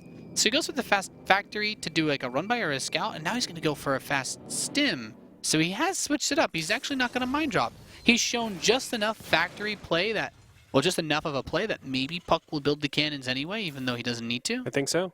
Xenocider is adjusting beautifully here, and he's going to be in a really good spot if he's able to do additional damage. Does he have anything else besides this mothership core here? Oh my god, this might be really, really bad for Yeah, Puck. that's a good mind game by Xenocider. One of the Hellions does get picked off, Okay. so the probe should be able to much more easily survive this harass. But still, like this alone could tell. This alone could tell Puck that Xenocider isn't going to be doing that fast mine drop, because in order to do that, the reactor had to be put on the factory, so the starport should be later. But very weird. This is a crazy fast drop build is what this is. 2 barracks, super fast medevacs. Off of this, I feel like maybe Puck can actually hit with Blink Stalkers right in the middle of this. As you can see, Blink is actually starting to finish up, so around 8 minutes, 8:30, he will have it, you know, done and completed. Does he actually try to put it on the aggression, or is he just going to back off from here? I love that there's that spotter outside of Xeno's base, so he's going to be able to see if there's any sort of an attack coming on in. And a lot of times, you know, you're going to be able to kill a stalker with that. And there's no probe out on the map either. So Puck cannot put up a pylon to try and do a big warp in, get aggressive, which means... Oh, wait. Oh, I'm blind. Never mind, there is. He's good. He could actually go for big aggression play. So it's definitely going to be a little bit tough here. I'm not sure if Puck can actually do any damage, especially because there's 2 bunkers up there. Does Puck see it? No, he doesn't. Loses a stalker and a lot of shields. That's actually quite problematic for him, as yeah, I mean, that takes away 4 of the blinks that you basically could have had. You'd have to immediately blink them back. Another pylon starts up. He doesn't have any high ground vision over here, though. So like, I don't know if he's actually going to try to go in the back. He didn't bring his mothership core with him. He normally uses his mothership core only to defend, because obviously there's so many threats. Oh, look at this! Well, I mean, at very least, the pylon spots this, so he knows that units are leaving. That's definitely good for Puck. And oh man, I don't think these stalkers can catch this though, right? Like, he's just coming home to defend. I don't know. If he caught this, oh, I don't. Oh my! that's like God. a miracle. That's like hashtag the dream. That would be. That would be. No, he's actually pushing him to the side a little bit. Xenocider unloads. Like, the stalkers will lose head-to-head against this, I think, but he can still, yeah, he baited him. Just blink. Yep. Yeah, he did exactly what he needed to do. Bought a lot of time. And, you know, he's starting to congregate a lot more stalkers together here. So it helps out. If Xeno actually pushes in here, he might be in a little bit of trouble, honestly. He could lose everything. I think that's what Puck is hoping for, and now he's recognized, like, okay, yeah, let's do battle here, because if you're gonna try to treat, so God. close, barely missing that medevac. Wow. Oh my. Well, that actually could, you know, Puck still has that pylon in the top, so he could try to warp in like a stalker. Well, he is. Oh yeah, he's got 3 he's there. He's going for the cutoff. Oh my man, God. catching this, like even just getting the medevacs would be so nice because these units are so low. Oh, okay, 1 medevac down, and I think he's gonna get the second one, and the rest of these are actually so injured that the stalker's doing a really good job of chasing this down. So let's worry about that Widow Mine though. But that's about it. This it's actually really nice. Oh, that Widow Mine. Caught up in the heat of the moment. I know. Now Robo Bay is coming in, +1 armor and charge. Xenocider already has his +1 attack. He's getting his +1 armor. And 3rd command center for Xenocider. Yeah, still nothing for Puck just yet. Looks like the... Now, we have to realize that with Bio, there is like a much better scaling for Terran than there is for Protoss. Because Protoss, you know, Blink Stalkers aren't the best unit to go up against, you know, just really, really hard-hitting Marauders. So he does need to transition out of this. He can't stick with his Marauder count for too long, but we can see the big difference from Game 5 now. He has so many more Stalkers, it buys him a lot more time. Yeah. And he's like focusing down Marauders and then blinking away. And he's forcing out a lot of stims too. Like, this is all he really needs to do. Like, there he goes. He just killed another Marauder, backs off, didn't lose the Stalker. Maybe he'll lose 1 because there's a weak one at the front. But outside of that, Puck's got a nice little bit of a position to maneuver around here as this army continues to stim away. And eventually those medevacs will be out of energy. Then the stims will force him to not, he won't be able to heal them. Yeah, it's like a really, really good position, I think, for Xenocider still. But like Puck's doing everything he possibly can to like kind of get back in. To get an edge in this game. Yeah, like to just give him a little bit of value. There's a few stalkers there, though. Oh, boy. Oh, the Observer, too. Man, I know Xeno does this one trick where he actually has the scroll wheel up, and he makes sure to like scroll down and scroll up to see any of the observers. Yeah. And he's really efficient. That is a good way. That is a good way to spot them when they're cloaked. Oh man. The harass. That Widow Mine has just taken so much life away from Puck. puCK does have a lot of zealots, though. Like, he is well enough set up that I think he can defend a big drop in his main and his natural at the same time with all the stalkers in the main, as long as he can prevent the units from loading. And then the zealots in the natural, he had at least like a dozen or so. Oh, he's going to see Xeno go out to this gold base, too. This is scary, though. There's a triple drop going down to the bottom middle, and that can do game-ending damage if he gets onto that natural, which a lot of the units, they're kind of in position, but he just doesn't know that it's coming. Yeah, the stalkers are kind of there. Okay, warped in some zealots to harass this gold base, which I do like, but there's a scan on the main. Xeno's getting ready to just make the big plays happen. There's the first cannon. Okay, puCK's waiting. Okay, going for the medevac. Snipe gets one. Actually gets one that has quite a few units, and it doesn't even lose the cannon. Very nice from puCK, and this pylon sees the next big drop coming in on the top. At the same time, Zealot's still inside of the gold base. He's trying to push these units back. He's not mining off the gold. Killed 8 SCVs. All right. It looks pretty good for puCK. Now he's going to try to intercept this drop. He does have stalkers from the natural. Oh, there's the stalkers. There's the zealots. Final load. I'm going to lose everything here. And more zealots are being warped in to harass this base. Wow. Really, really high-level stuff going on. Like 3 different battle potentials all over. We still have that double drop in the bottom middle. Of course, a triple drop over here on the mid-left. And meanwhile, puCK is trying to counter-harass the third base, the gold, and take his third base at the same time. Like, so many different things they have to think about.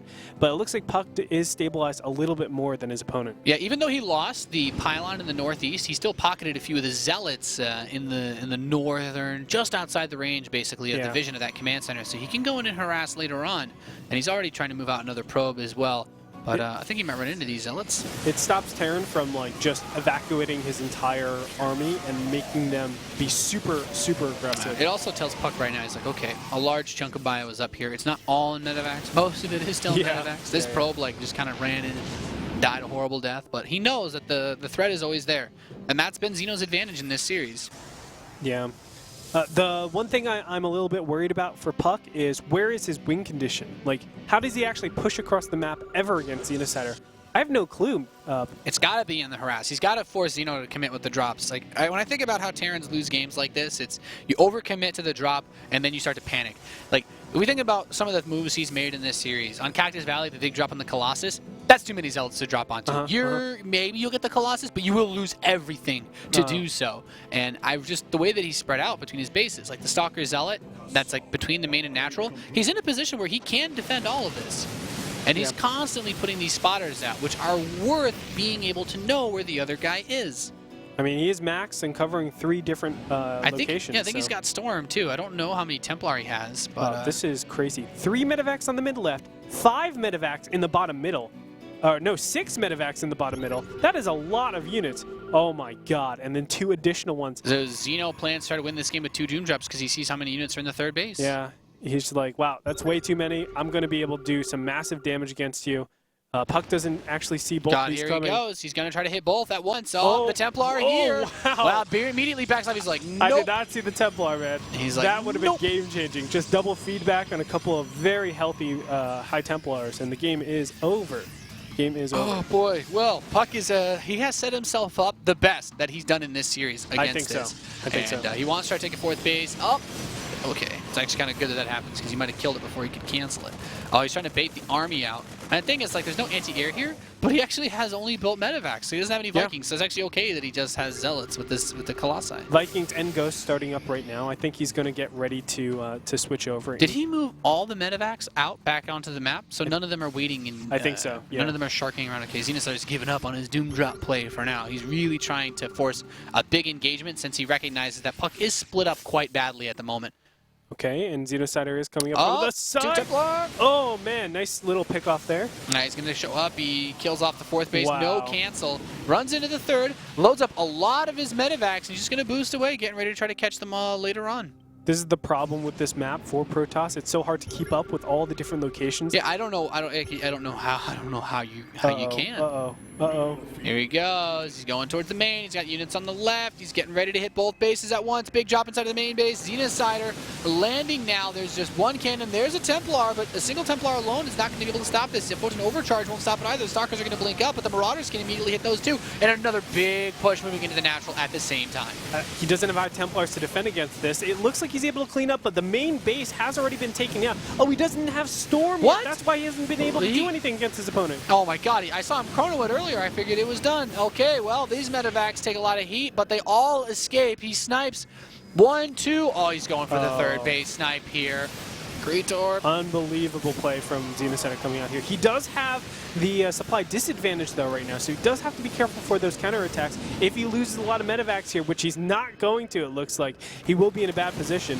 But it looks like puCK does have a couple of warped-in units that will be able to defend. Blinks up with the Colossus, is able to defend. It's so crazy. If puCK tries to move across the map, it's going to be a base trade, even though he has a crazy amount of supply. Like, he lost a bunch of probes, but he replaced most of the lost supply with Templar. Man, this is the biggest problem about this map. I keep talking about it time and time again, but how do you deal with a style where, you know, you're just so prone to ever be it doesn't really feel losing like, everything? Yeah, it doesn't feel like there's a whole lot of options that puCK has. Like, he's going to try to push across the map now, but that's when Xenocider is going to force the base trade. That's what we're going to see. He's going to make these big drops. He did let Storm finish before he left the map, but +3 is going to get canceled. Actually, both +3s. He kills both forges.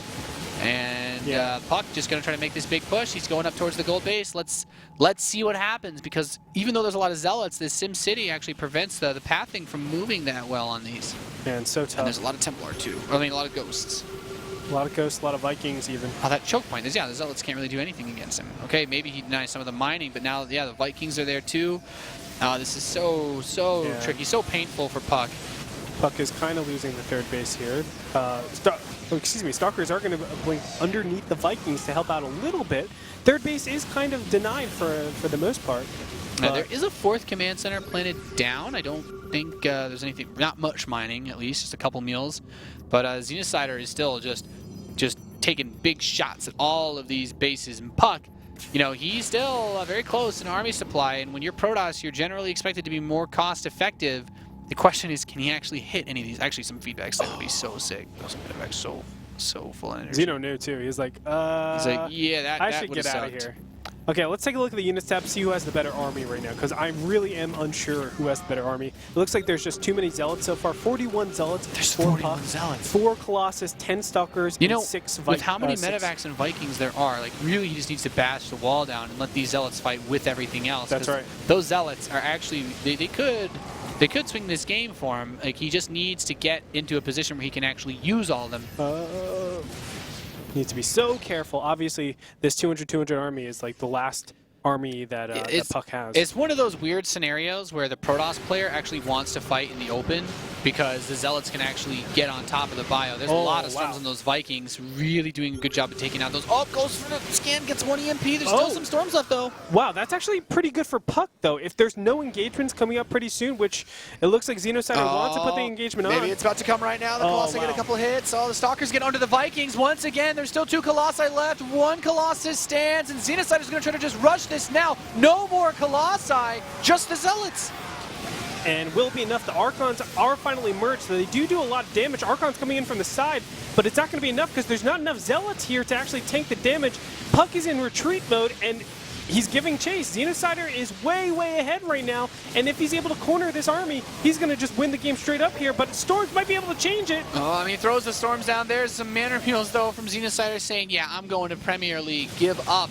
puCK fighting through his last breaths, dropping below 80 supply now as the mules advance forward. Xeno even killing his own mules, then dropping more, dancing his Marines and his Marauders, saying, I'm the one that's moving out of Challenger. And puCK, I don't think there's anything left that he could do. No, puCK played this so hard.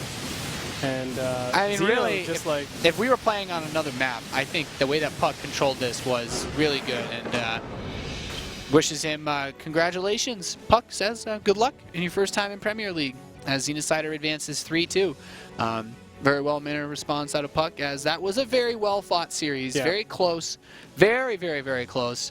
It's still, you know, like, how do you, on that map, handling that as Protoss is a nightmare. That is why that map was played not more than like 3 or 4 times last season. It's one of the toughest maps to really play against. Well, I mean, ZVT, it's good for Zerg. TVZ, it's good. Or TVP, it's good for Terran, and then PVZ, it's good for Zerg. So it's like It's so one-sided, I think, a lot of the times on that map. Yeah, that no one wants to really play it. And you have to be so tricky if you want to play that map as Protoss, because a lot of times, like, use your gold base. Try to do like 2 base all-ins off of that. I've seen like double assimilators into a fast nexus to try to mind game and fake a 1 base, but you get the gold base to like kind of make up for it. Yeah, it's just so crazy because as puck, like, you have to ask yourself, like, what can you really do at some points? Your Xenocider's got 6 medevacs waiting outside, 6 full medevacs waiting outside your main, 6 full medevacs waiting outside your natural. It's like, yes, try to do anything, and I'm going to drop, 100 supply all over you instantly. 100. It's unreal. I haven't seen Doom drops that brutal in PvT, man. Normally it's just like 2 medevacs, 3 medevacs, Yeah. but or no, at least Xenocider. it's like, oh, he puts 5 medevacs in one place. Yeah. But it's not like 6 from one side, 6 from the other. It's really insane what Xenocider did in that game. And if you notice, Xenocider has that honed aggression that we've seen time and time again. He has the ability to just see an opening.